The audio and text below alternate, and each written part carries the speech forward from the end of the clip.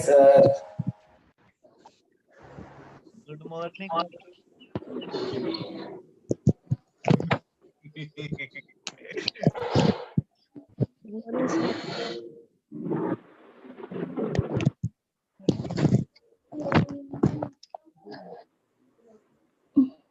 दोस्तों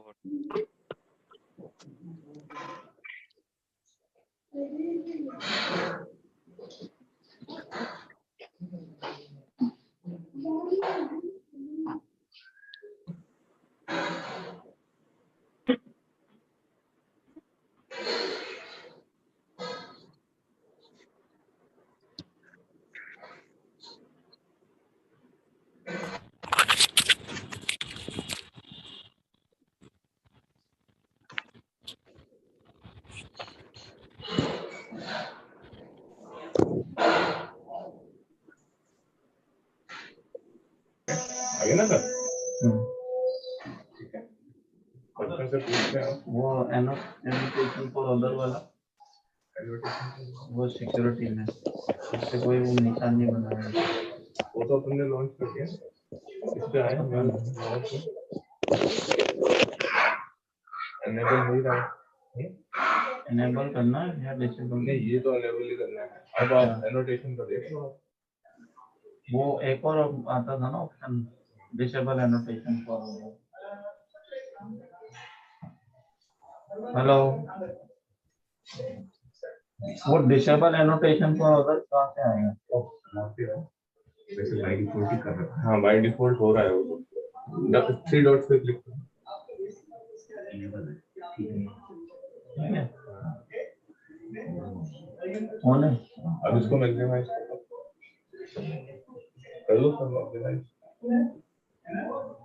बहुत है नहीं कर रहा। चलो हेलो हेलो हेलो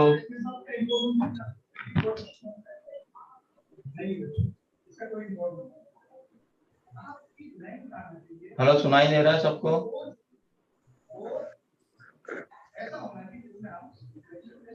हाँ जी, दिखाई दे रहा है सबको? वैक्सीनेशन से शुरू करेंगे।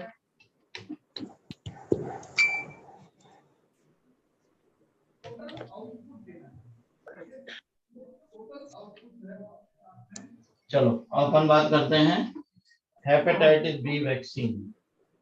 किसकी बात करते हैं? हेपेटाइटिस बी वैक्सीन की बात करते हैं।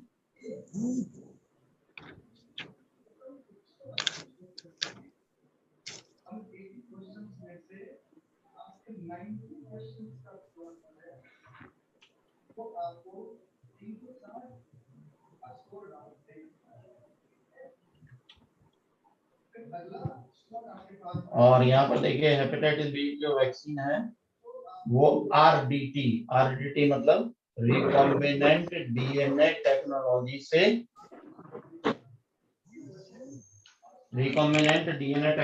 से बनाया गया है।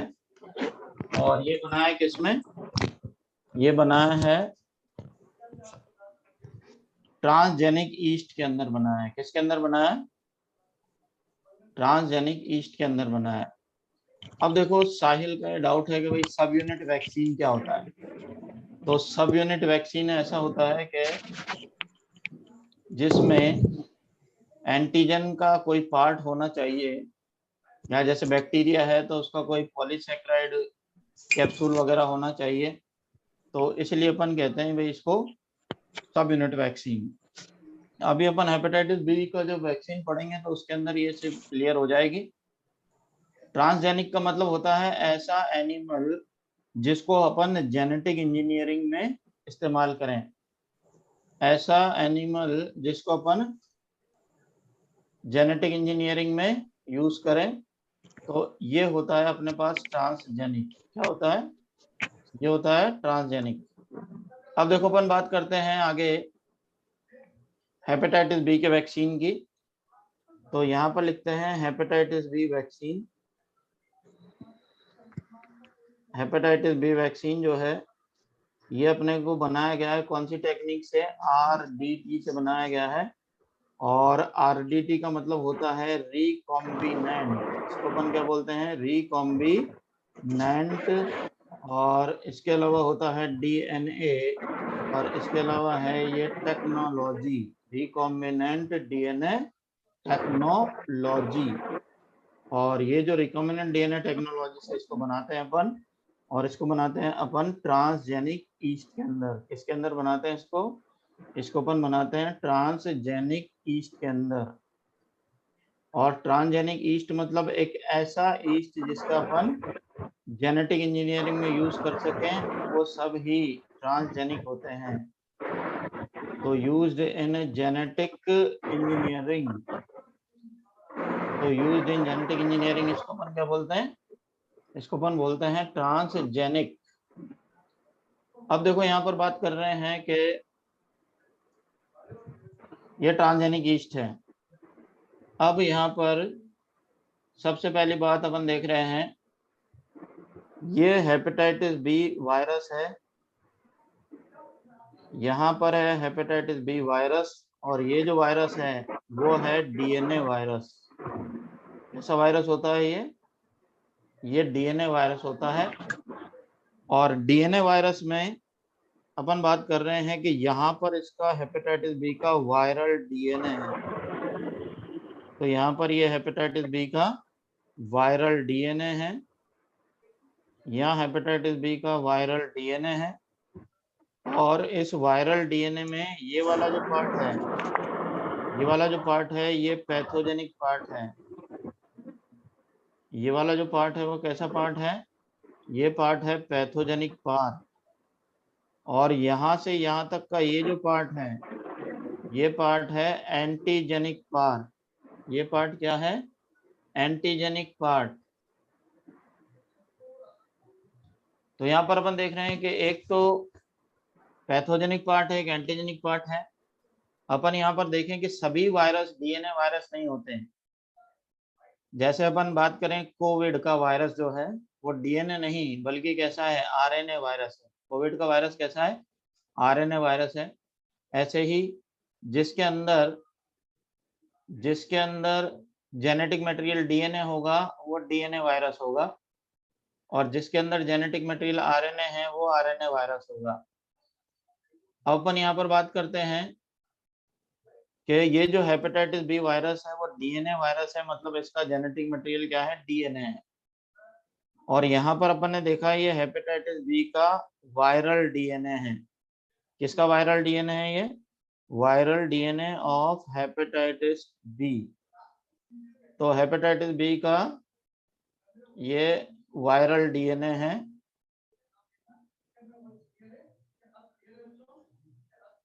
ये हेपेटाइटिस बी का वायरल DNA है।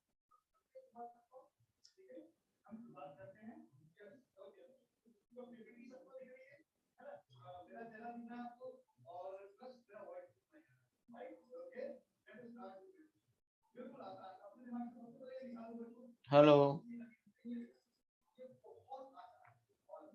हेलो, दिखाई दे रहा है अब?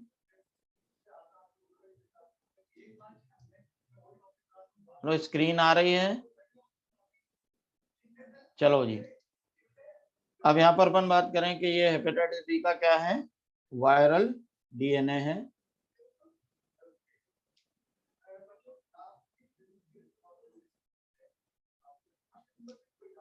ये हेपेटाइटिस बी का वायरल DNA है।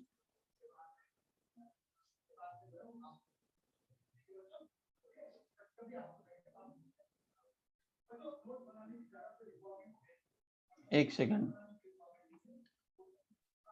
स्क्रीन को जूम कर देते हैं अपन।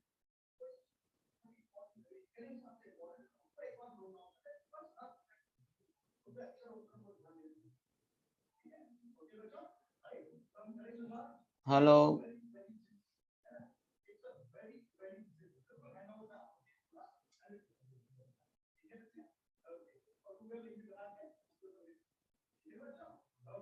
अब यहाँ पर देख रहे हैं अपन के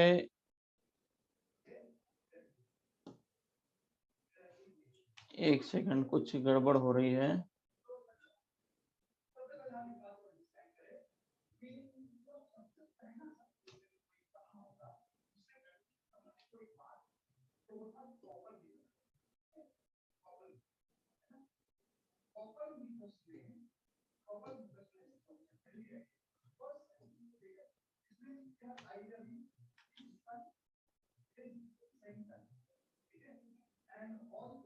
हेलो।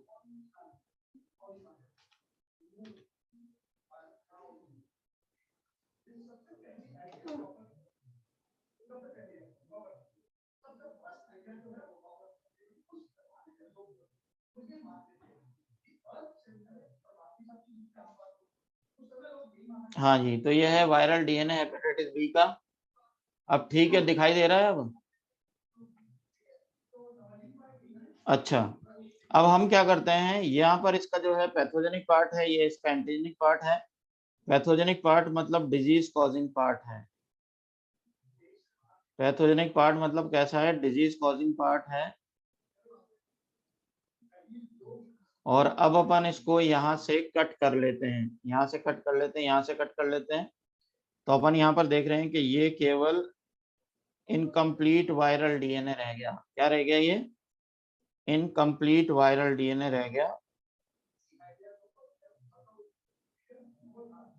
इनकम्प्लीट वायरल डीएनए ये रह गया है। और यहाँ पर अपन बात कर रहे हैं कि इसमें केवल क्या है, ओनली एंटीजेनिक पार्ट रह गया है। ओनली एंटीजेनिक पार्ट यहाँ पर रह गया है। फिर हम इस इनकम्प्लीट वायरल डीएनए को डालते हैं कहाँ पर? ट्रांसजेनिक ईस्ट के अंदर डालते हैं। अब हम इसको यहाँ पर डाल देंगे ट्रांसजेनिक ईस्ट के अंदर। और ट्रांसजेनिक ईस्ट में फिर हमको ये बनेगा कंप्लीट वायरल डीएनए। यहाँ पर हमारे पास मिलेगा फिर कंप्लीट वायरल डीएनए। और उसके अंदर भी अपन क्या बात करें, एंटीजेनिक पार्ट ओनली। इसके अंदर अपन बात करें एंटीजेनिक पार्ट ओनली। और फिर इसको जब ये कंप्लीट वायरल डीएनए आएगा तो फिर इसको अपन डालेंगे वायरस वेक्टर में। इसको अपन डालेंगे वायरस वेक्टर में। और फिर इसको डालेंगे ह्यूमन बॉडी में। फिर यहाँ पर डालेंगे ह्यूमन बॉडी में। तो इस तरह से हमारा ये जो हेपेटाइटिस बी का वैक्सीन है वो तैयार हो गया। अब देखो, जो लोग जेनेटिक इंजीनियरिंग से रिलेटेड होते हैं उन्हें पता होता है कि इसमें पैथोजेनिक पार्ट कौन सा है और एंटीजेनिक पार्ट कौन सा है। अब आरएनए और डीएनए वायरस में क्या अंतर है? जिसमें जेनेटिक मटेरियल आरएनए होता है वो आरएनए वायरस, जिसमें डीएनए होता है वो डीएनए वायरस। वायरस वेक्टर, अरे ये जो जेनेटिक मटेरियल है ना, यहाँ पर जो वायरल डीएनए है, इस जेनेटिक मटेरियल को आपकी बॉडी में डालना पड़ेगा ना। तो एक बात बताओ, इंजेक्शन से तो डायरेक्ट डीएनए आपके अंदर पहुंचेगा नहीं, इसलिए इसको किस में, वायरस में डालेंगे। तो ये वायरस फिर आपके सेल के अंदर इसको पहुंचाएगा। तो ये ईस्ट जो है, यहाँ पर जो ट्रांसजेनिक ईस्ट है, इसको हमने केवल कंप्लीट वायरल डीएनए बनाने के लिए काम में लिया है। ठीक है, अब देखो इसको एक बार और समझ लेते हैं, फिर आपके सारे डाउट क्लियर हो जाएंगे। ठीक है, रिपीट कर दें? ओके, सबसे पहले अपन बात करें हेपेटाइटिस बी वायरस। कौन सा वायरस है ये? हेपेटाइटिस बी वायरस है। और इसके अगेंस्ट अपन क्या बना रहे हैं? वैक्सीन बना रहे हैं। इसके अगेंस्ट क्या बना रहे हैं अपन? वैक्सीन बना रहे हैं। अच्छा बताइए, हेपेटाइटिस बी जो है उसका वैक्सीन कौन सी टेक्नोलॉजी से बनता है? आरडीटी। आरडीटी की फुल फॉर्म क्या है? Recombinant DNA technology. आरडीटी की फुल फॉर्म क्या है? Recombinant DNA technology. अच्छा बताइए, इसके लिए अपन जो माइक्रो ऑर्गेनिज्म यूज कर रहे हैं, इसके अंदर अपन जो माइक्रो ऑर्गेनिज्म यूज कर रहे हैं वो कौन सा है? वो है ईस्ट। अच्छा बताइए, ईस्ट यहाँ पर ट्रांसजेनिक क्यों लिखा हुआ है? ट्रांसजेनिक ईस्ट क्यों लिखा हुआ है? क्योंकि इसको अपन जेनेटिक इंजीनियरिंग में यूज कर रहे हैं, इसलिए इसको अपन ट्रांसजेनिक ईस्ट कह रहे हैं। अच्छा बताओ, hepatitis B virus is DNA virus और आरएनए वायरस? बोलिए। डीएनए वायरस है। अच्छा, हेपेटाइटिस बी के वायरल डीएनए में कितने पार्ट होंगे? 2 पार्ट होंगे। एक कौन सा होगा? पैथोजेनिक पार्ट, और दूसरा पार्ट कौन सा होगा, एंटीजेनिक पार्ट।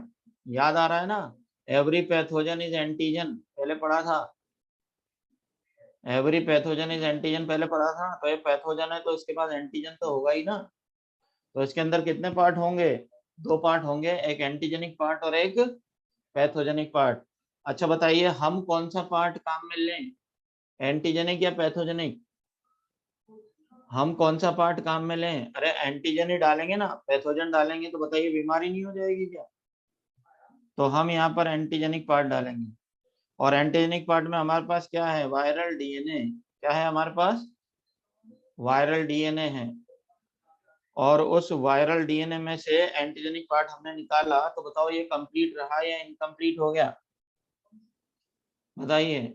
इनकम्प्लीट हो गया ना। अच्छा बताओ क्या कभी इनकम्प्लीट एंटीजन एंटीबॉडी बनाएगा क्या? क्या इनकम्प्लीट एंटीजन कभी एंटीबॉडी बनाएगा क्या? नहीं बनाएगा ना, क्योंकि उसका मॉलिक्यूलर वेट कम हो जाएगा। क्या कम हो जाएगा, उसका मॉलिक्यूलर वेट कम हो जाएगा। और मॉलिक्यूलर वेट कम हो जाएगा तो फिर वो कंप्लीट एंटीजन नहीं रहेगा, इसलिए। अच्छा बताओ अब इसको कंप्लीट किस में करवाया जाए, इसको कंप्लीट किस में करवाया जाए, ट्रांसजेनिक ईस्ट में करवाया जाए। तो फिर इसको अपन कहाँ पर शिफ्ट कर दें, इसको अपन ट्रांसजेनिक ईस्ट में शिफ्ट कर दिया, तो फिर ईस्ट हमें क्या बना के देगी, कंप्लीट एंटीजेनिक वायरल डीएनए। क्या बना के देगी, कंप्लीट एंटीजेनिक वायरल डीएनए बना के देगी। अच्छा बताओ अब ये वायरल डीएनए तो हमने बना लिया, और इसमें केवल एंटीजेनिक पार्ट है। अब इसको हमारी बॉडी के अंदर डालना है, इसको अपनी बॉडी के अंदर डालना है, तो सीधा कैसे डालेंगे, पहले वायरस वेक्टर में डालो। आपको याद है कोरोना वैक्सीन लगने के बाद फीवर आता है, कई बार वैक्सीन लगने के बाद फीवर आता है या नहीं? वो फीवर क्यों आता है, क्योंकि ये जो वायरस जिसके अंदर अपन डाल के भेजते हैं ना, ये वायरस बहुत ही वीक होता है, ये वायरस बहुत ही वीक होता है। लेकिन अगर आपकी बॉडी में वायरस जाएगा तो बताओ इम्यून रेस्पॉन्स आएगा या नहीं, इम्यून रेस्पॉन्स आएगा या नहीं, आएगा ना। अच्छा एक बच्चा कह रहा है कि डायरेक्ट ईस्ट ही डाल दें इंजेक्शन से। अच्छा ईस्ट डालोगे क्या बॉडी में इंजेक्शन से? हाँ तो इसका मतलब अपन क्या करेंगे, इसको पहले वायरस वेक्टर में डालें, वेक्टर मतलब कैरियर, वायरस वेक्टर मतलब वायरस को कैरी करने वाला। जैसे आपको याद है ना कि फीमेल एनोफिलीज जो है प्लाज्मोडियम को कैरी करता है, फीमेल एनोफिलीज प्लाज्मोडियम को कैरी करता है, तो वो क्या हो गया, वेक्टर हो गया। ऐसे ही यहाँ पर अपन किसके थ्रू डाल रहे हैं अपनी बॉडी में मटेरियल, वेक्टर के थ्रू। और वेक्टर क्या लिया है हमने, एक वायरस। तो वायरस वेक्टर के अंदर डाल के फिर हमको इसको ह्यूमन बॉडी में पहुंचाया जाता है, और उसके 3 डोज लेंगे। कितने डोज लेंगे, 3 डोज लेंगे। और जो तीसरा डोज होता है उसको बूस्टर डोज कहते हैं। थर्ड डोज को क्या बोलेंगे, बूस्टर डोज। अच्छा बताइए थर्ड डोज बूस्टर डोज क्यों होगा?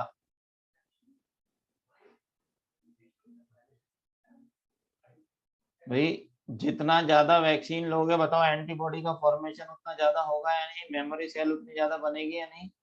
हाँ जी।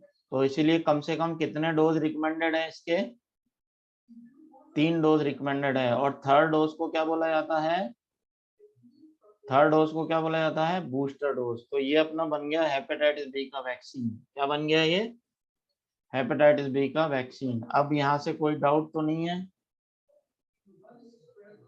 बूस्टर डोज मतलब।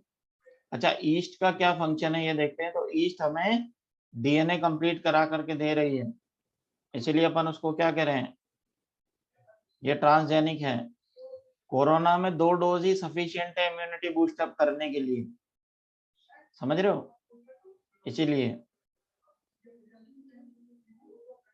कोई भी सिंपल सा वायरस हो जिससे ज्यादा डैमेज ना हो, वो हम वेक्टर की तरह से ले लेते हैं। ठीक है अब आगे चलें। नेक्स्ट स्लाइड अपने पास है, अपन बात करते हैं ऑर्गन ट्रांसप्लांटेशन। इसकी बात कर रहे हैं अपन, ऑर्गन ट्रांसप्लांटेशन की बात कर रहे हैं और अपन पढ़ रहे हैं HLA सिस्टम। क्या पढ़ रहे हैं? HLA system. अब देखो HLA, सबसे पहले तो अपन इसकी फुल फॉर्म देखते हैं HLA की। HLA इसको अपन बोलते हैं human leukocyte, human leukocyte antigen. Human leukocyte antigen कहते हैं। और ह्यूमन ल्यूकोसाइट एंटीजन क्यों कहते हैं? Because it was discovered on WBC। ये हमारी WBC पर ढूंढा गया था। और WBC क्या होता है? WBC होता है ल्यूकोसाइट। WBC क्या होता है? ल्यूकोसाइट होता है। तो ये हमारे पास है ह्यूमन ल्यूकोसाइट एंटीजन। अभी आप जो है वो वैक्सीन से बाहर निकल जाओ, क्योंकि वो अपन समझ चुके हैं। बाकी सारे डाउट अपन बाद में क्लियर करेंगे। ईस्ट की जगह बहुत से माइक्रोब्स काम में ले सकते हैं, लेकिन इसमें हम ये इस्तेमाल कर रहे हैं। ठीक है, अपन आगे देखते हैं। HLA सिस्टम पढ़ रहे हैं। क्या पढ़ रहे हैं अपन? HLA सिस्टम पढ़ रहे हैं। अच्छा बताइए, HLA की फुल फॉर्म क्या है? HLA की फुल फॉर्म क्या है?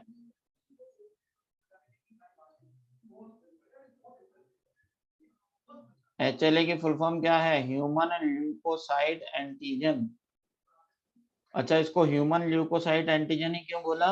Because it was discovered on WBC। और WBC को क्या बोलते हैं? ल्यूकोसाइट। WBC को क्या बोलते हैं? ल्यूकोसाइट। तो ये एंटीजन अपने को कहाँ मिला? ल्यूकोसाइट पे मिला, इसलिए अपन ने इसको क्या बोला? Human leukocyte antigen. और इसी को अपन बोलते हैं MHC। इसी को ह्यूमंस के अंदर MHC कहा जाता है। और ये अपना सेल्फ एंटीजन होता है। ये अपना सेल्फ एंटीजन होता है। Self antigen. अब सबसे पहले बात अपन करें कि सेल्फ एंटीजन क्या है। सेल्फ एंटीजन क्या है? ये आपकी बॉडी का खुद का एंटीजन है। अच्छा, एक बात बताइए कि पहले हमने पढ़ा था कि our immune system has ability to differentiate between self and non self. अपने और पराये में भेदभाव कर सकता है। याद आ रहा है इम्यूनिटी वाला पार्ट? हमारा इम्यून सिस्टम अपने और पराये में भेदभाव कर सकता है। Means it has ability to distinguish between self and non self. Clear हो गया? अच्छा बताइए कि आपकी जो इम्यून सेल्स हैं वो आपकी बॉडी को कैसे पहचानेंगी? भैया आपकी इम्यूनिटी को कैसे पता चलता है कि भैया ये सेल आपकी बॉडी की, ये सेल नहीं है? उसके ऊपर प्रेजेंट एंटीजन से। किससे पता चलता है? उस पर प्रेजेंट एंटीजन से। तो अच्छा बताइए, आपकी बॉडी की सभी सेल्स के ऊपर आपका खुद का एंटीजन होगा या नहीं? आपकी बॉडी की सभी सेल्स पर आपका खुद का एंटीजन होगा या नहीं? और उस एंटीजन को अपन क्या बोलेंगे? Self antigen. उसको क्या बोलेंगे? Self antigen. और इसी का दूसरा नाम होता है मेजर। इसी का दूसरा नाम क्या होता है? Major histocompatibility complex. Major histocompatibility complex. ठीक है, तो अगर आपसे पूछे कि भाई मेजर हिस्टो कॉम्पैक्टेबिलिटी कॉम्प्लेक्स क्या है, तो ये अपना सेल्फ एंटीजन है। क्या होता है ये? सेल्फ एंटीजन है। और ये जो सेल्फ एंटीजन है ये आपकी बॉडी की सारी सेल्स पर मिलेगा। सारी सेल्स पर मिलेगा? बिल्कुल मिलेगा। अब हम यहाँ पर देख रहे हैं कि ये जो मेजर हिस्टोकम्पैक्टिबिलिटी कॉम्प्लेक्स है, इसमें यहाँ पर एक टर्म आई है हिस्टोकम्पैक्टिबिलिटी। इसमें टर्म क्या आई है? हिस्टोकम्पैक्टिबिलिटी। हिस्टोकम्पैक्टिबिलिटी का मतलब होता है टिश्यू मैचिंग। इसका मतलब क्या होता है? Tissue matching. अच्छा बताइए, टिश्यू मैचिंग कब करेंगे? एमएससी का फुल फॉर्म तो स्क्रीन पर लिखा हुआ है बच्चे। अच्छा, मेरा सवाल है टिश्यू मैचिंग कब करेंगे? ऑर्गन ट्रांसप्लांटेशन के टाइम पर। तो फिर ऑर्गन ट्रांसप्लांटेशन रिक्वायर्स, यहाँ लिखा हुआ है देखो, ऑर्गन ट्रांसप्लांटेशन में सबसे पहले क्या मैच करना पड़ेगा? Blood group. सबसे पहले क्या मैच करोगे? Blood group. अच्छा बताइए, ए ब्लड ग्रुप वाले पर्सन का ऑर्गन लेके बी ब्लड ग्रुप वाले के लगा सकते हो क्या? नहीं लगेगा। अरे क्योंकि ब्लड में क्लम्पिंग हो जाएगी ना। अरे वहां भी तो एंटीजन एंटीबॉडी है। अरे बोलिए, क्या वहां एंटीजन एंटीबॉडी नहीं है? अरे बिल्कुल है। इसलिए सबसे पहले ऑर्गन ट्रांसप्लांटेशन की जो फर्स्ट रिक्वायरमेंट है वो क्या होती है? ऑर्गन ट्रांसप्लांटेशन की फर्स्ट रिक्वायरमेंट क्या है? ब्लड ग्रुप मैच करो। ब्लड ग्रुप मैच करने के बाद सेकंड नंबर पे ये वाला टिश्यू टाइप मैच करो। सबसे पहले क्या करो? ब्लड ग्रुप मैच करो। उसके बाद क्या मैच करो? टिश्यू टाइप मैच करो। और टिश्यू टाइप में क्या मैच करोगे? टिश्यू टाइप में क्या मैच करोगे? एमएचसी मैच करोगे। टिश्यू टाइप में क्या मैच करोगे? एमएचसी मैच करोगे। अच्छा बताइए, एमएचसी मतलब क्या है? Major histocompatibility complex. और ये जो मेजर हिस्टोकम्पैक्टिबिलिटी कॉम्प्लेक्स है, इसी को अपन क्या बोलते हैं? Human leukocyte antigen. और ये हमारा क्या है? सेल्फ एंटीजन है। ये हमारा क्या है? सेल्फ एंटीजन है। और इसी के बेस पर अपनी इम्यून सेल्फ सेल्फ और नॉन सेल्फ में डिफरेंशिएट कर पा रही है। ठीक है। अब साहब ये एमएससी बनता कैसे है? आपके दिमाग में यही आ रहा होगा ना कि एमएससी बनता कैसे है। और एमएससी हर एक ह्यूमन बीइंग का स्पेसिफिक होता है, बहुत रेयर चांसेस होते हैं इसके 100% मिलने के। अब देखो एमएससी बनता कैसे है, ये समझते हैं अपन नेक्स्ट स्लाइड में। यहाँ पर देखो, ये जो एमएससी या एचएलए कॉम्प्लेक्स है, इसको बनाने वाले जीन हमारे 6 क्रोमोसोम पर प्रेजेंट होते हैं। बोलिए, कौन से क्रोमोसोम पर प्रेजेंट है इसके जीन? 6 क्रोमोसोम पे हैं। और इनका जो सीक्वेंस होता है, इसको अपन क्या बोलते हैं? हैप्लोटाइप। इसका जो सीक्वेंस होता है इसको क्या बोलते हैं? हैप्लोटाइप। अच्छा दोबारा से सुनो, एमएससी या एचएलए बनाने वाले जीन कहाँ होंगे? 6 क्रोमोसोम पर। अपनी बॉडी में भी कहाँ होंगे? 6 क्रोमोसोम पर होंगे। अच्छा बताइए, इनका जो सीक्वेंस है, इनका जो डिस्प्ले का सीक्वेंस है, उसको क्या बोलते हैं? इनको हैप्लोटाइप बोलते हैं। क्या बोलते हैं? हैप्लोटाइप बोलते हैं। अच्छा बताइए, बच्चे में क्रोमोसोम कहाँ कहाँ से आते हैं? एक छोटा बच्चा है तो उसमें क्रोमोसोम कहाँ कहाँ से आते हैं? पेरेंट्स से आते हैं ना। पेरेंट्स में मतलब मदर और फादर। पेरेंट्स में कौन कौन आएंगे? मदर और फादर। अब यहाँ देखो, ये वाला जो है, ये वाला अपन बात करें तो ये मदर से आया है और ये यहाँ पर फादर से आया है। तो पेरेंट्स से आ रहे हैं, मदर से आएंगे और फादर से आएंगे।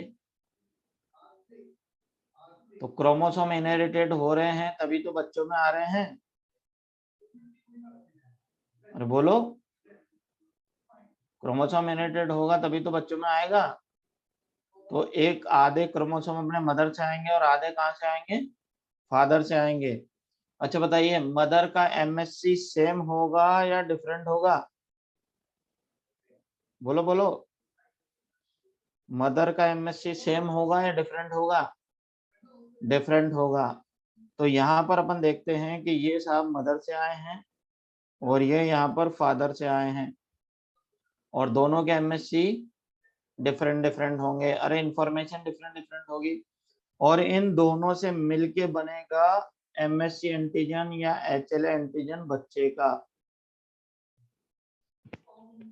इन दोनों से मिलके क्या बनेगा, इस बच्चे का एमएससी या एचएलए एंटीजन बनेगा। ठीक है, यहां तक समझ में आया? अब देखो, ये सेल के अंदर जेनेटिक मटेरियल है, यहाँ न्यूक्लियर मेम्ब्रेन है और ये सेल मेम्ब्रेन है। एनएम और सीएन क्या है, न्यूक्लियर मेम्ब्रेन और सेल मेम्ब्रेन। अच्छा बताइए, जो चाइल्ड का एमएससी होगा वो मदर से मैच होगा या नहीं? थोड़ा बहुत और बताइए, क्या फादर से मैच होने के चांसेस होंगे या नहीं?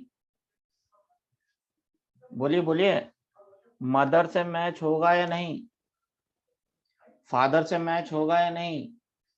होगा, लेकिन किसी और पर्सन से मैच होने के चांसेस बहुत कम होंगे। अच्छा एक बात बताइए कि सिबलिंग्स में यानी भाई बहनों में भी मिलने के चांसेस हैं क्या? भाई बहनों में मिलने के चांसेस हैं। अच्छा बताइए, ज्यादा है या कम है?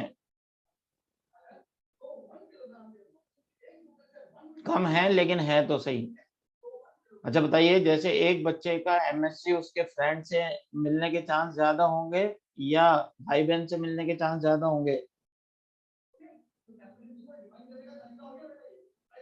सिबलिंग से और पेरेंट से मिलने के चांसेस ज्यादा होंगे ना, लेकिन फ्रेंड है दो आपस में, उनके एमएससी मैचिंग के चांसेस कम होंगे। यहाँ तक क्लियर हो गया? यहाँ तक क्लियर हो गया? एक बार और रिपीट किया जाए, एक बार और रिपीट किया जाए। अच्छा सुनिए, सबसे पहले बताइए कि एचएलए को बनाने वाले जीन कौन से क्रोमोसोम पर होते हैं? 6 क्रोमोसोम पे होते हैं, और इनका जो सीक्वेंस होता है इसको क्या बोलते हैं?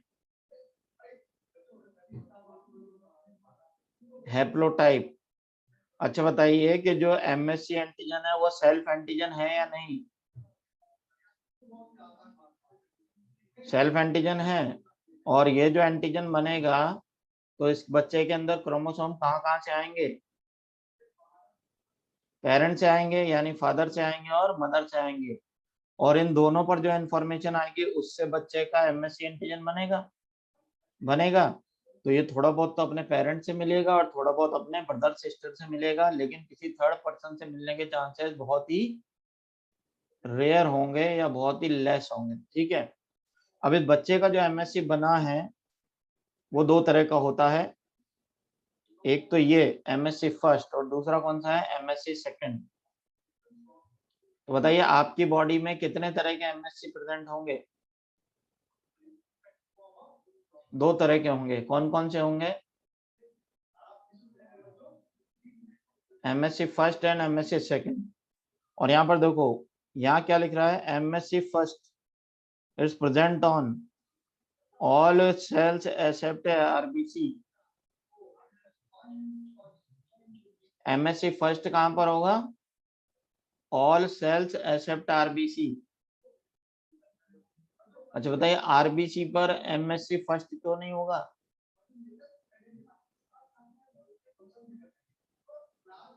एमएससी फर्स्ट कहां होगा? All cells except RBC. RBC में न्यूक्लियस होता है क्या? आरबीसी में न्यूक्लियस होता है क्या? नहीं होता है। तो फिर आरबीसी की सरफेस पर एमएससी एंटीजन होगा क्या? अरे बोलो। तो क्या, अच्छा बताओ, ब्लड ट्रांसफ्यूजन कराते समय ब्लड ग्रुप मैच करेंगे या एमएससी मैच करेंगे? ब्लड ट्रांसफ्यूजन कराते समय ब्लड ग्रुप मैच करेंगे या एमएससी मैच करेंगे? ब्लड ग्रुप करेंगे ना, एमएससी मैच नहीं करेंगे। तो एमएससी फर्स्ट कहाँ मिलेगा? On all cell except RBC, ठीक है। MSC second only on antigen presenting cell. याद आ रहा है antigen presenting cell? Antigen presenting cell पहले पढ़ी थी ना अपन ने, macrophage, dendritic cell, B lymphocyte, ये सब क्या है? एंटीजन प्रेजेंटिंग सेल है, ठीक है। तो कितने तरह के एमएचसी होंगे बताइए? 2 तरह के, फर्स्ट और सेकंड। फर्स्ट कहाँ रहेगा? फर्स्ट कहाँ रहेगा? All nucleated cell except RBC. और सेकंड कहां पर होगा? सेकंड कहां पर होगा? एंटीजन प्रेजेंटिंग सेल पर। अच्छा एक बात बताइए, एंटीजन प्रेजेंटिंग सेल पर फर्स्ट होगा या नहीं?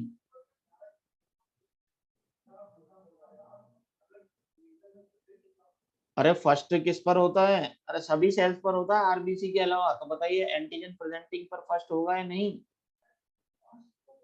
अरे होगा। और एंटीजन प्रेजेंटिंग सेल पर MSC2 भी होगा या नहीं? MSC2 भी होगा। अच्छा बताइए, अगर आप किसी इंसान का ऑर्गन अपनी बॉडी में लगा रहे हैं तो उसको WBC तुरंत पहचान लेगी या नहीं? पहचान लेगी ना, क्योंकि इनके पास एंटीजन प्रेजेंटिंग सेल के पास तो दोनों MSC है ना। एंटीजन प्रेजेंटिंग सेल के पास तो दोनों MSC है ना, ठीक है। तो ऐसे में अगर आप किसी दूसरे का बॉडी का ऑर्गन अपने अंदर लगाते हैं तो बताइए उसका MSC आपके साथ मैच होने के चांसेस ज्यादा होंगे या कम होंगे? कम होंगे। तो फिर ऐसे में सबसे पहले डॉक्टर क्या करेगा? सबसे पहले डॉक्टर क्या करेगा ऑर्गन ट्रांसप्लांटेशन में? मैच करेगा। क्या मैच करेगा? सबसे पहले ब्लड ग्रुप मैच करेगा। ब्लड ग्रुप मैच करने के बाद फिर टिश्यू टाइप मैच करेगा। ब्लड ग्रुप मैच करने के बाद क्या करेगा? टिश्यू टाइप मैच करेगा। अच्छा बताइए टिश्यू टाइप में क्या मैच करेगा? MSC मैचिंग करेगा। टिश्यू टाइप में क्या मैच करेगा? MSC मैचिंग करेगा। समझ गए? सबसे पहले ब्लड ग्रुप मैच करेगा, फिर टिश्यू टाइप मैच करेगा, और टिश्यू टाइप में क्या मैच करेगा? MSC मैच करेगा, ठीक।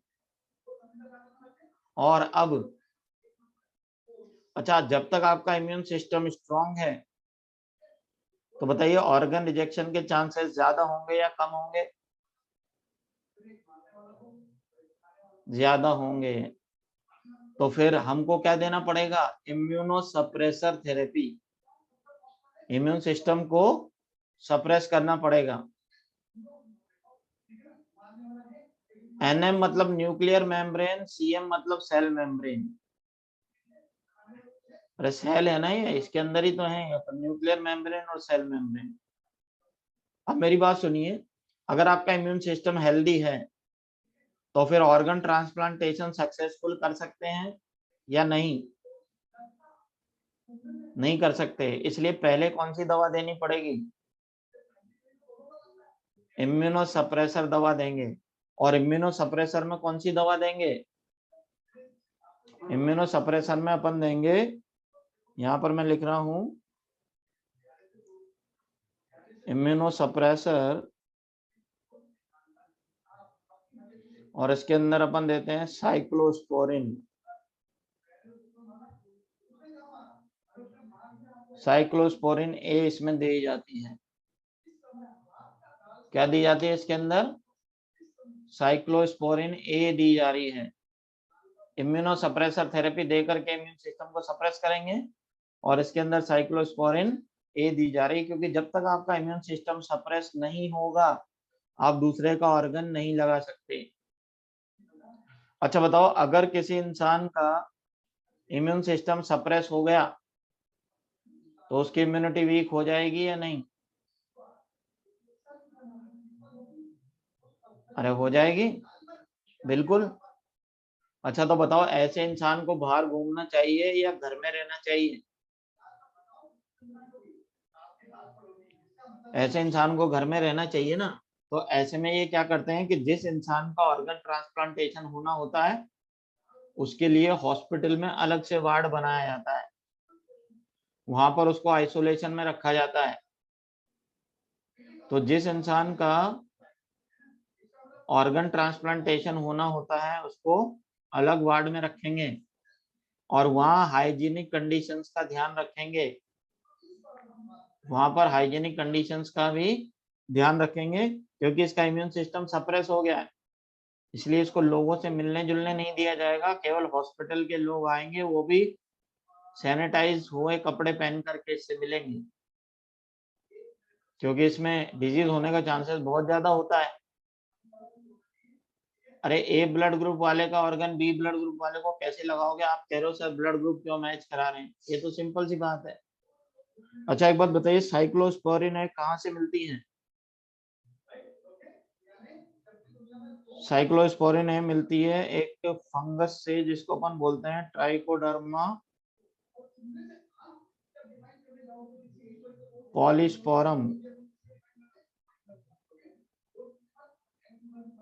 ये यहाँ से मिलती है, इसको अपन बोलते हैं,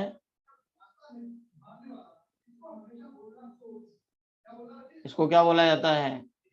इर्गोट फंगस या राई फंगस। ठीक है, तो फिर सबसे पहले ब्लड ग्रुप मैच किया, सबसे पहले ब्लड ग्रुप मैच किया, क्योंकि अगर ब्लड ग्रुप मैच नहीं करोगे तो फिर ऑर्गन रिजेक्शन के चांसेस ज्यादा होंगे या नहीं? अरे होंगे। उसके बाद ब्लड ग्रुप मैच करने के बाद टिश्यू टाइप मैच करेंगे या नहीं? और टिश्यू टाइप में क्या मैच करेंगे बोलो? एमएससी मैच करेंगे। उसके बाद इम्यून सिस्टम को सप्रेस करना पड़ेगा या नहीं? अगर इम्यून सिस्टम सप्रेस नहीं हुआ तो फिर ऑर्गन रिजेक्शन के चांसेस बढ़ जाएंगे, बिल्कुल। तो इम्यून सप्रेस करने के लिए क्या दी जाएगी? इम्यूनो सप्रेसर में क्या दी जाएगी? साइक्लोस्पोरिन कहाँ से मिलेगी? ट्राइकोडर्मा पॉलीस्पोरम, ये फंगस है। और फिर जब इम्यून सिस्टम सप्रेस हो जाएगा तो ऑर्गन ट्रांसप्लांटेशन कर देंगे। जब इम्यून सिस्टम सप्रेस हो जाएगा तो ऑर्गन ट्रांसप्लांटेशन कर देंगे। उसके बाद इसको कुछ दिनों के लिए इम्यूनो सप्रेसर पर रहना पड़ेगा। ऑर्गन ट्रांसप्लांटेशन के बाद भी इसको कुछ दिनों तक इम्यूनो सप्रेसर पे रहना पड़ेगा। और फिर जब उसका ऑर्गन अच्छे से एडजस्ट हो जाएगा, तब इसको इम्यूनो सप्रेसर देना बंद करेंगे।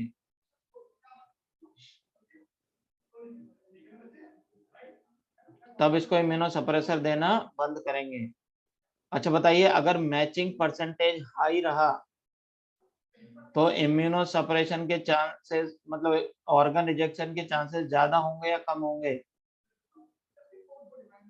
अगर मैचिंग परसेंटेज ज्यादा रहा तो ऑर्गन ट्रांसप्लांटेशन में रिजेक्शन के चांसेस ज्यादा होंगे या कम होंगे? और अगर मैचिंग परसेंटेज जितना कम होता जाएगा ऑर्गन रिजेक्शन के चांसेस ज्यादा हो जाएंगे। लेकिन फिर भी अपन ये नहीं कहेंगे कि भाई अगर मैचिंग परसेंटेज, क्योंकि 100% तो मैच होगा नहीं। 100% मैच होगा तो बताइए किस में हो सकता है? आइडेंटिकल ट्विंस में। 100% मैच किस में होता है? आइडेंटिकल ट्विंस में, यानी मोनोजाइगोटिक ट्विंस। पेरेंट से भी नहीं होगा 100% मैच, केवल ट्विंस में होगा। किस में होगा? आइडेंटिकल ट्विंस में। लेकिन आइडेंटिकल ट्विंस के अंदर ऑर्गन ट्रांसप्लांटेशन के चांसेस रेयर होते हैं। बताइए कैसे? आइडेंटिकल ट्विंस में ऑर्गन ट्रांसप्लांटेशन के चांसेस बहुत रेयर होते हैं, बताइए क्यों?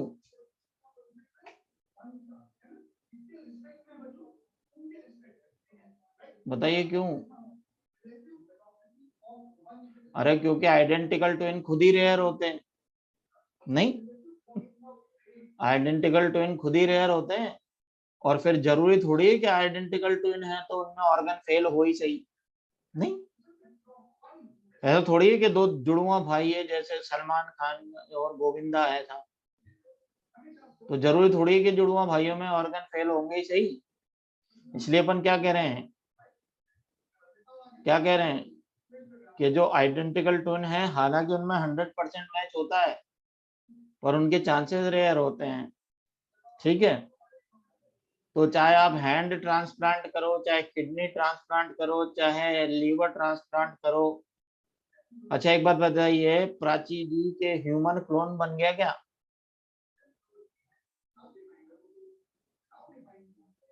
अब देखो, हाँ तो फिर आप क्लोन बना करके ऑर्गन ट्रांसप्लांट करोगे क्या? तो अपन एक बात करते हैं, यहां तक की बात क्लियर हुई या नहीं हुई, एक बात बताइए, या एक बार और समझना चाहते हैं? अरे हो गई, अब नहीं समझना?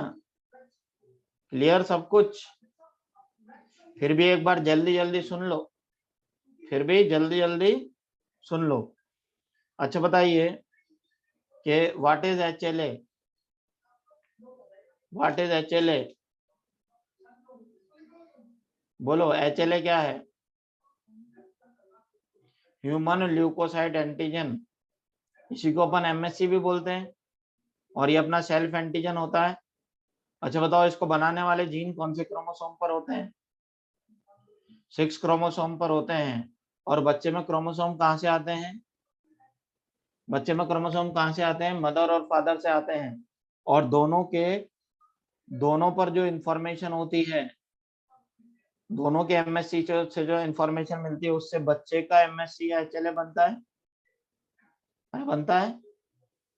अच्छा बताइए, इनका जो डिस्प्ले होता है, इसका सीक्वेंस जो होता है, इसको क्या कहते हैं? इसको क्या कहते हैं? हैप्लोटाइप। क्या कहते हैं? हैप्लोटाइप। अच्छा बताइए, MSC कितने टाइप के होंगे? MSC कितने टाइप के होंगे? 2 टाइप के होंगे, एक MSC1 और दूसरा MSC2। MSC1 कहाँ मिलेगा? MSC1 is present in all cells except RBC, क्योंकि RBC पे न्यूक्लियस नहीं होता है।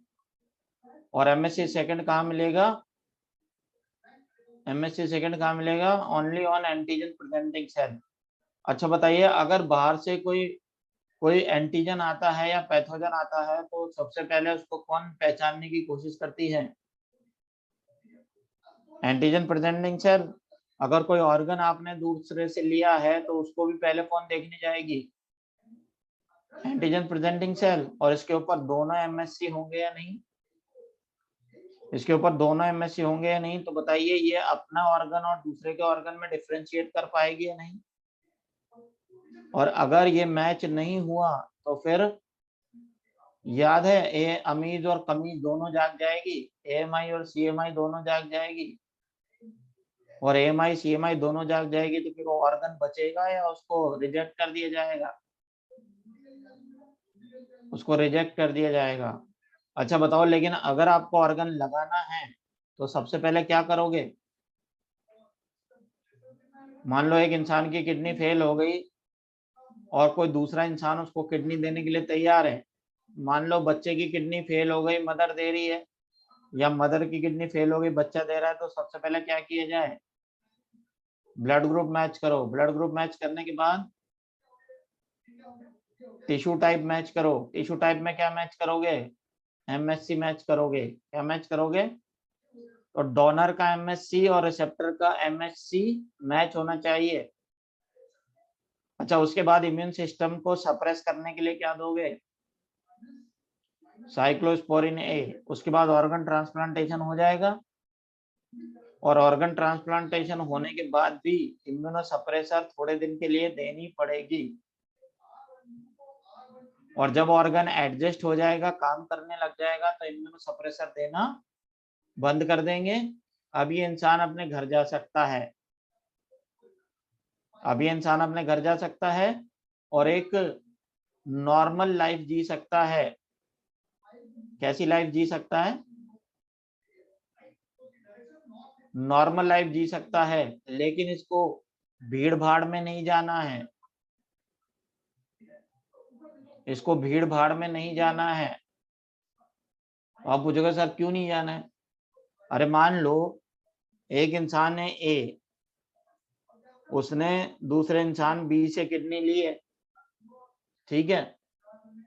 एक इंसान है ए, ये बी हो गया डोनर, ये ए हो गया रिसेप्टर, तो ए ने बी से किडनी ली, ठीक है।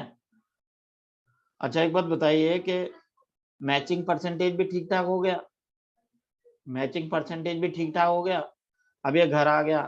अब घर आने के बाद ये साहब बाहर घूम रहा है, बाहर घूम रहा है, क्राउडेड एरिया में जा रहा है, पानी पताशे वाले से पानी पताशे खा रहा है, बाहर जा करके समोसे खा रहा है। और ऐसे में अगर मान लो गलती से भी अगर इसकी किडनी में इन्फेक्शन हो गया, अगर गलती से भी इसकी किडनी में इन्फेक्शन हो गया, तो बताओ उस पैथोजन के अगेंस्ट इम्यूनिटी एक्टिव होगी या नहीं?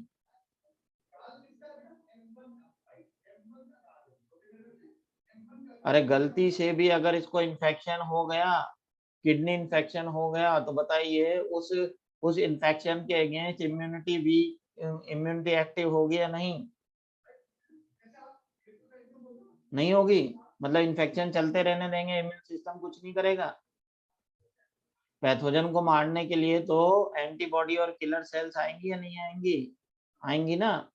अच्छा बताओ कि ये जो अपनी बॉडी की इम्यून सेल्स होंगी, ये सेल्फ और नॉन सेल्फ पहचानेगी या नहीं?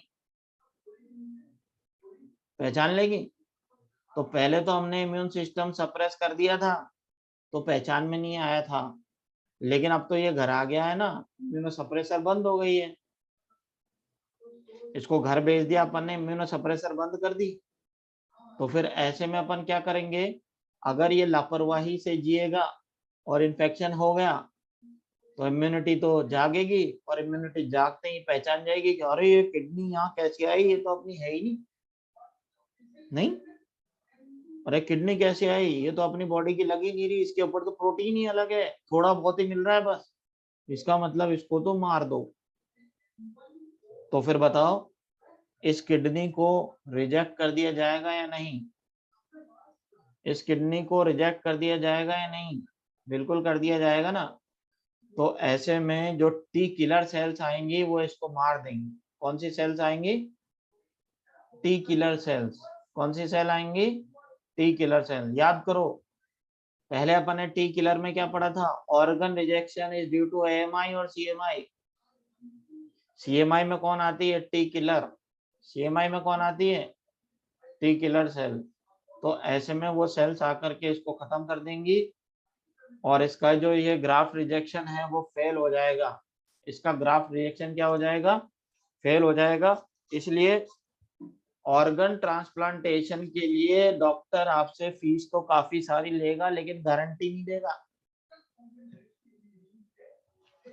ऑर्गन ट्रांसप्लांटेशन करने के लिए डॉक्टर पैसे तो बहुत सारे लेगा, लेकिन गारंटी नहीं देगा कि भाई मैं जो ऑर्गन लगा रहा हूँ वो आपके लाइफ टाइम चलेगा, क्योंकि ये कभी भी रिजेक्ट हो सकते हैं। जिस दिन आपकी इम्यूनिटी को पता चल गया ना, उसी दिन खत्म है ये। समझ गए? तो इस तरह से अपन देख रहे हैं कि ऑर्गन ट्रांसप्लांटेशन होता है। हैप्लोटाइप अपने को पता ही है, सीक्वेंस है। अब तो क्लियर हो गया बच्चों, कोई डाउट नहीं।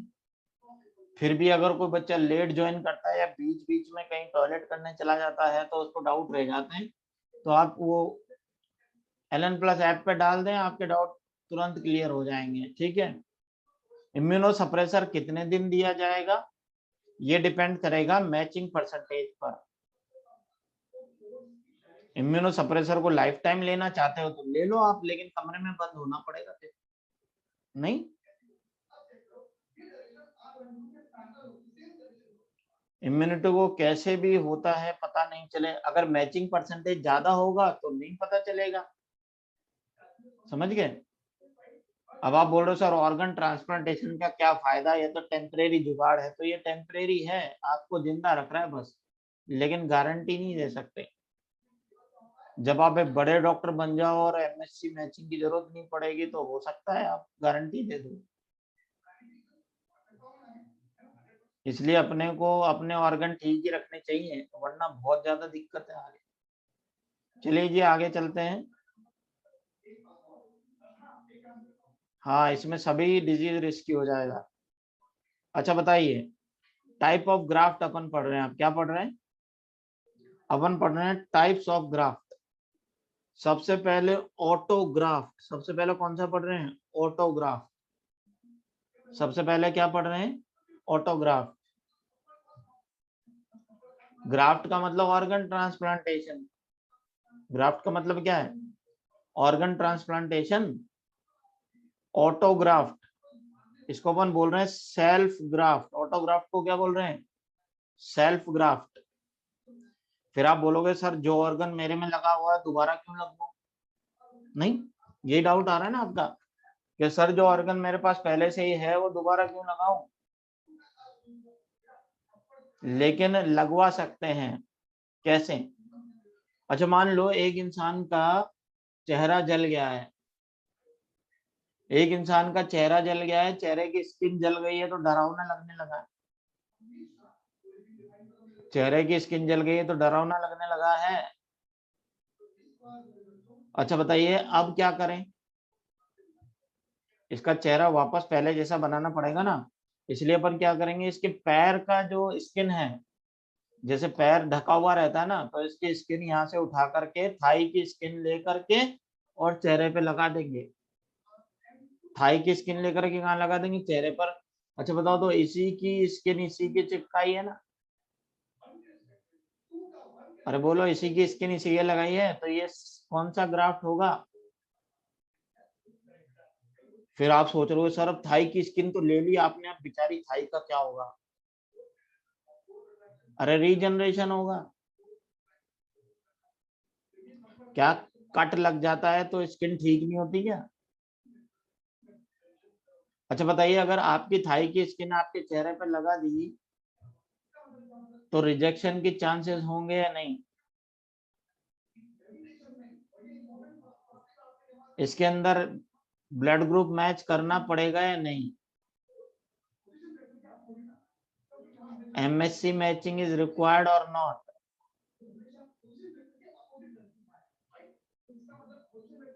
बिल्कुल नहीं, इसके अंदर एमएससी मैचिंग नहीं रिक्वायर्ड है। तो इसके अंदर अपन क्या बोलेंगे? No need of MSC matching. इसके अपन क्या बोलेंगे? No need of MSC match, क्योंकि पहले भी आप ही की स्किन थी और अभी भी आप ही की है। अरे चेहरे की तो जल गई है ना, तो वो तो डैमेज हो गई पूरी, इसीलिए तो ट्रांसप्लांट करेंगे। थोड़ी बहुत जलने पर थोड़ी ना ट्रांसप्लांट करते हैं। तो सबसे पहला मोस्ट सक्सेसफुल ग्राफ्टिंग का एग्जांपल क्या होगा? बताओ। ऑटोग्राफ्ट। रिजेक्शन के चांसेस होंगे या नहीं? नहीं होंगे। दूसरा देखो आइसोग्राफ्ट। दूसरा कौन सा है? आइसोग्राफ्ट। और आइसोग्राफ्ट में ये किसके बीच में होता है? आइडेंटिकल ट्विंस या मोनोजाइगोटिक ट्विंस। लेकिन हम क्या बोलते हैं कि ये रेयर होते हैं। कैसे होते हैं? ये रेयर होते हैं। अच्छा बताइए, आइडेंटिकल ट्विंस में भी एमएससी मैचिंग की रिक्वायरमेंट होगी या नहीं? नहीं, तो इसमें भी नहीं होगी, इसलिए अपन यहाँ पर लगा देते हैं no need of MSC matching. Third कौन सा है? होमोग्राफ्ट या एलोग्राफ्ट? अरे ये तो एमएससी भी सेम होते हैं इनके। अब देखो होमोग्राफ्ट और एलोग्राफ्ट, इसके अंदर सेम स्पीशीज की बात कर रहे हैं, सेम स्पीशीज मतलब ह्यूमन टू ह्यूमन, इसका मतलब होता है human to human.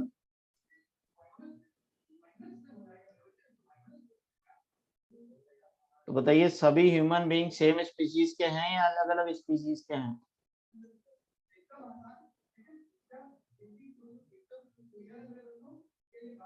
Same species के है ना। अच्छा, जैसे मिस्टर ए का ऑर्गन मिस्टर बी को लगा रहे हो तो बताओ एमएससी मैचिंग की रिक्वायरमेंट होगी या नहीं? अब मैच करना पड़ेगा, तो इसके अंदर क्या लिखेंगे? MSc matching is required, MSc matching required. ठीक है। अब हेट्रोग्राफ्ट या जीनोग्राफ्ट, जिसके अंदर अदर स्पीशीज की बात करें, यानी ह्यूमन और एनिमल्स, अदर स्पीशीज के, ह्यूमन और एनिमल्स, अदर स्पीशीज में भी ऑर्गन ट्रांसप्लांटेशन हो सकता है। एक बच्चा लिख रहा है एग्जाम्पल गणेश जी। तो organ transplantation human to animal भी हो सकता है, लेकिन कौन से? Avascular part. कौन से पार्ट लेंगे अपन इसके अंदर? Avascular part.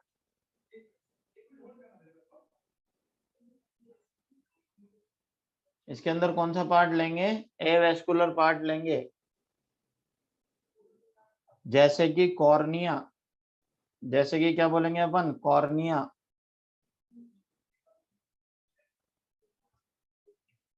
और ए वेस्कुलर पार्ट में बताइए ब्लड सप्लाई होगी या नहीं? ए वेस्कुलर पार्ट मतलब जिसमें ब्लड सप्लाई नहीं हो, तो फिर उसके अंदर ऑर्गन रिजेक्शन के चांसेस होंगे या नहीं? अरे ब्लड सप्लाई भी नहीं है तो ऑर्गन रिजेक्शन के चांसेस भी नहीं होंगे। तो जैसे अपन कॉर्निया जो है वो अदर एनिमल्स का भी ले सकते हैं। अच्छा, तो बताइए मोस्ट सक्सेसफुल ट्रांसप्लांटेशन, बोलो। Most successful transplantation is corneal transplantation. क्या बोलेंगे अपन?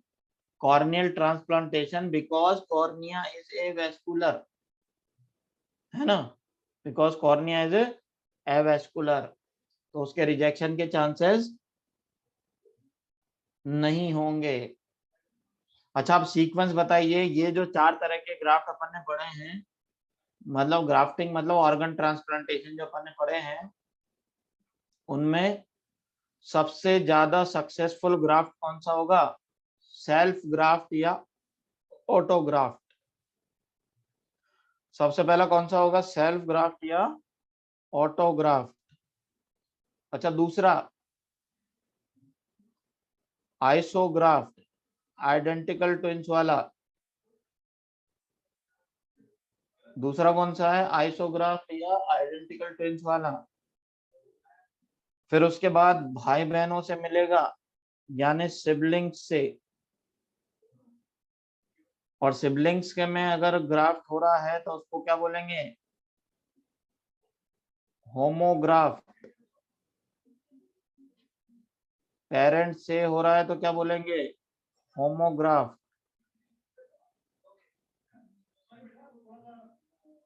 अच्छा बताइए, सिबलिंग से ज्यादा मिलेगा या पेरेंट से ज्यादा मिलेगा? सिबलिंग से ज्यादा मिलेगा या पेरेंट से ज्यादा मिलेगा? सिबलिंग से ज्यादा मिलेगा। अरे उनके पेरेंट्स वही है ना, सिबलिंग के भी तो पेरेंट्स सेम ही होंगे ना, तो सिबलिंग का सिबलिंग से ज्यादा मिलेगा।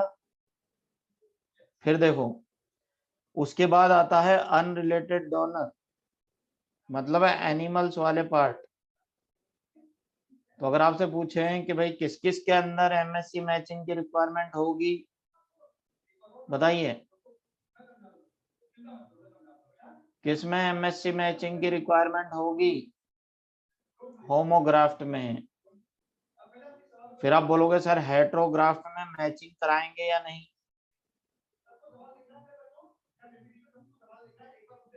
हेट्रोग्राफ्ट में मैचिंग कराएंगे या नहीं?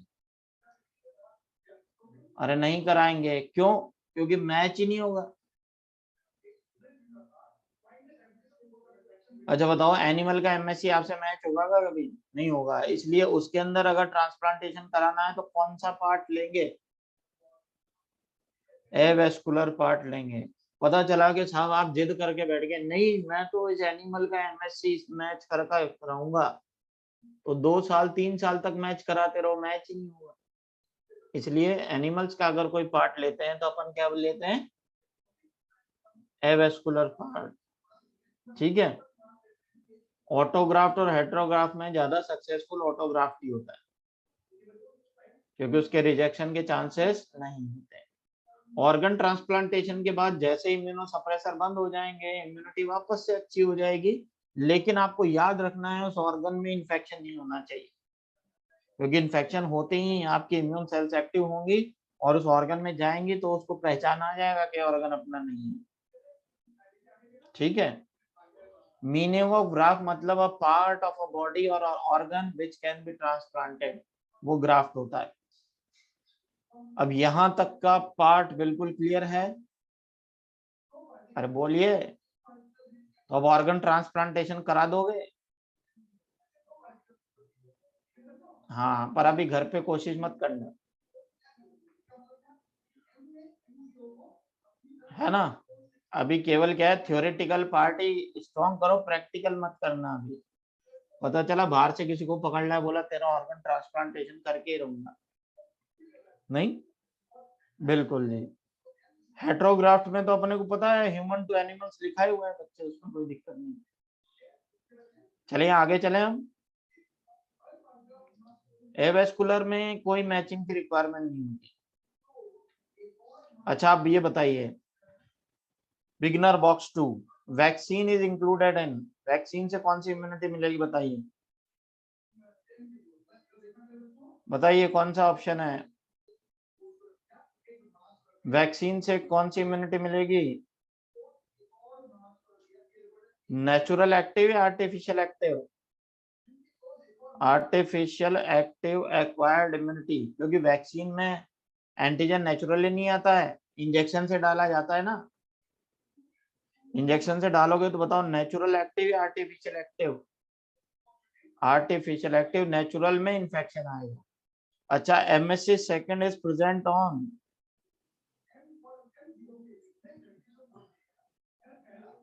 ये सभी एपीसी हैं, they all are antigen presenting cell. अच्छा third, tissue matching is required in which of the following?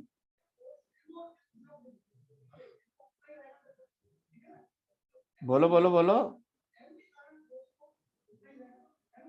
Both 1 and 3, होमोग्राफ्ट और एलोग्राफ्ट। और फिर next, BCG is example of, TB का वैक्सीन कैसा दिया था हमने बताइए? Live attenuated. Which immunity is responsible for rejection of graft? AMI या सीएमआई? और सीएमआई में क्या हो जाएगा? Cell mediated immunity. ठीक है। इसके बाद नेक्स्ट टॉपिक अपना शुरू होगा, वो होगा एलर्जी। नेक्स्ट टॉपिक कौन सा शुरू होगा? एलर्जी। तो अभी अपन यहीं पर ही एंड करें इसको,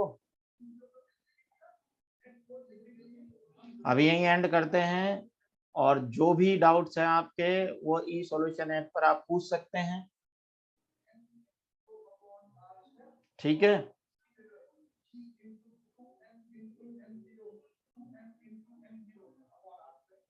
ठीक है बच्चों, थैंक यू वेरी मच।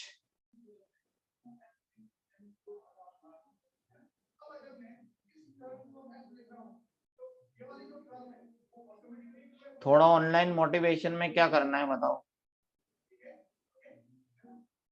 खूब अच्छे से घर के अंदर बंद हो तो पढ़ने का ही काम है, बाहर तो जाते ही डंडे पड़ जाएं। इसलिए आराम से घर पे रहो, खूब अच्छे से पढ़ाई करो। ठीक है।